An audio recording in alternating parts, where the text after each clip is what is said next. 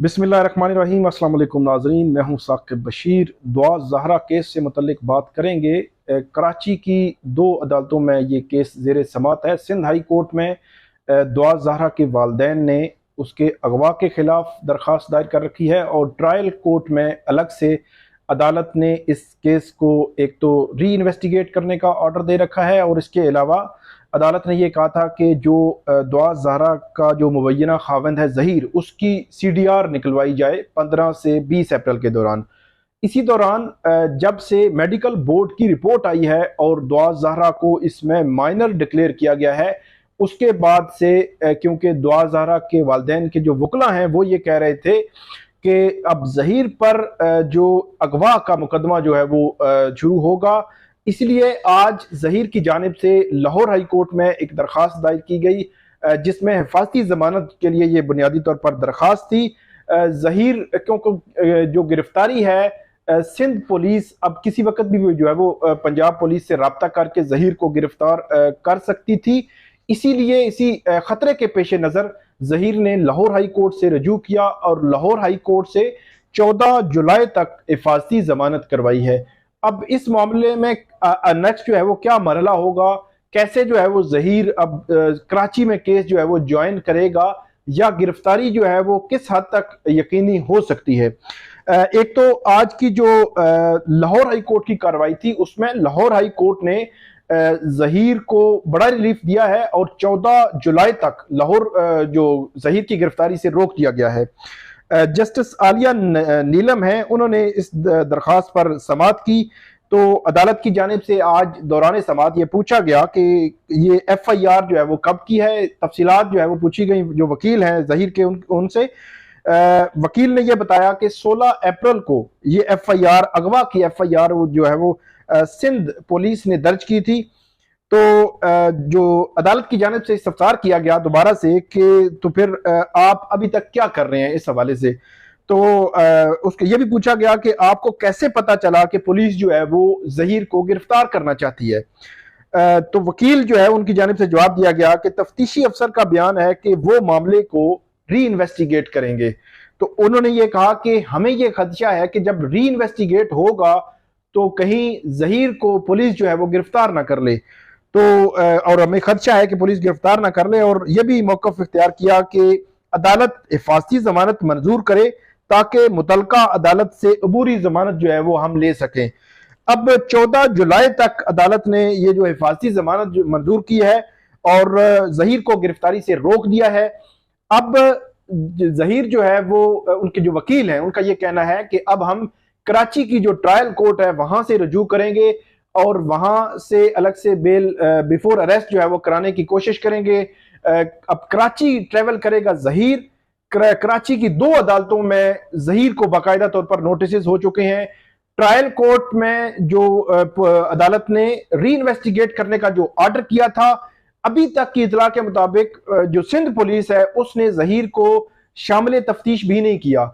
अब दुआ ज़हरा का पूरा केस जो है वो ज़हीर के इर्द गिर्द घूम रहा है। जब तक कि ज़हीर उसको इन्वेस्टिगेट नहीं किया जाता, ज़हीर से तफसीलात नहीं ली जाती, बहुत सारे सवालात हैं उनसे जवाब नहीं लिए जाते, तब तक ये केस आगे नहीं बढ़ सकता।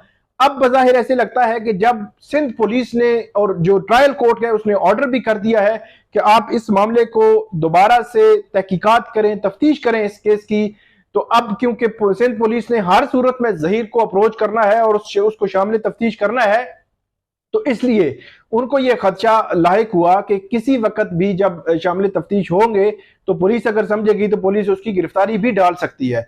तो इसलिए ये प्रोटेक्टिव जो हिफाजती जमानत जो है वो करवाई गई है। अब कराची की अदालत से वो रजू करेंगे और कराची की अदालत जो है वो फर्दर इस केस को देखेगी, ट्रायल कोर्ट। दूसरी तरफ जो सिंध हाई कोर्ट है वहां पे जो अगवा के हवाले से पिटीशन पहले भी फाइल हुई थी, लेकिन उस वक्त जो सिंध हाई कोर्ट है उसने जो सर्विसेज हॉस्पिटल है कराची उनको ये कहा था कि दुआ ज़हरा का जो मेडिकल किया जाए उसकी जो एज है ताकि उसको डिटरमिन किया जा सके। तो उम्र के तयन के लिए वो जो मेडिकल हुआ था उसमें तो दुआ ज़हरा की बलूगत की उम्र बताई गई थी 16-17 साल। लेकिन अब जो दोबारा से ट्रायल कोर्ट, उसके बाद जो दुआ ज़हरा के वालिदैन सुप्रीम कोर्ट गए, सुप्रीम कोर्ट ने यह कहा था कि आप मेडिकल बोर्ड जो सिंध हाई कोर्ट में बना था उसकी जो रिपोर्ट है वो चैलेंज कर सकते हैं। उन्होंने चैलेंज की, ट्रायल कोर्ट ने ऑर्डर किया, मेडिकल बोर्ड बना, हाई पावर मेडिकल बोर्ड था।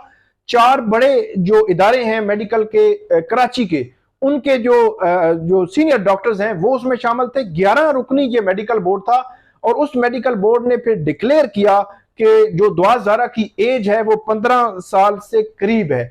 तो दूसरे लफ्जों में माइनर जो है वो डिक्लेयर किया दुआ ज़हरा को। और ये इस केस में बुनियादी तौर पर एक बड़ा सेटबैक, एक नया रुख इख्तियार किया इस केस ने, क्योंकि इससे कबल यह समझा जा रहा था कि दुआ ज़हरा का जो निकाह हुआ है वो अब कानूनी तौर पर उसको कोई इशू नहीं है। लेकिन जब से दुआ ज़हरा को माइनर डिक्लेयर किया गया है उसके बाद से बहुत सारी कानूनी पेचीदगियां इसमें आ गई हैं, क्योंकि सिंध का जो चाइल्ड मैरिज रिस्ट्रेंट एक्ट है वो और जो पंजाब का जो चाइल्ड मैरिज रिस्ट्रेंट एक्ट है, दोनों के लिहाज से जो दुआ ज़हरा जो माइनर है और कम उम्र है उसकी शादी नहीं हो सकती थी, निकाह नहीं हो सकता था। तो अब लामहला तौर पर बज़ाहिर ऐसे लगता है कि जो सिंध हाई कोर्ट में नई पिटीशन फाइल की गई है, जो वालिदैन है दुआ ज़हरा के, वो उसको अदालत उस पर कोई भी बड़ा ऑर्डर जारी कर सकती है। उसमें अदालत ने गुज़श्ता रोज ही जो ज़हीर है और इनके जो दीगर लोग हैं उनको नोटिस जारी किए थे कि आप 21 जुलाई को अदालत के सामने पेश होकर इसमें जवाब दें, जो भी आप पे सवालात उठाए गए हैं। और पैरावाइज कमेंट्स भी पुलिस से भी मांगे गए हैं और दीगर जो इदारे हैं उनको भी कहा गया है कि इस हवाले से आप रिप्लाई जो है वो दें। 21 जुलाई की तारीख जो है वो पड़ी है सिंध हाई कोर्ट में, जहां पे ज़हीर की तरफ से वकील पेश होंगे या ज़हीर जो है वो पेश होगा और जवाब देगा।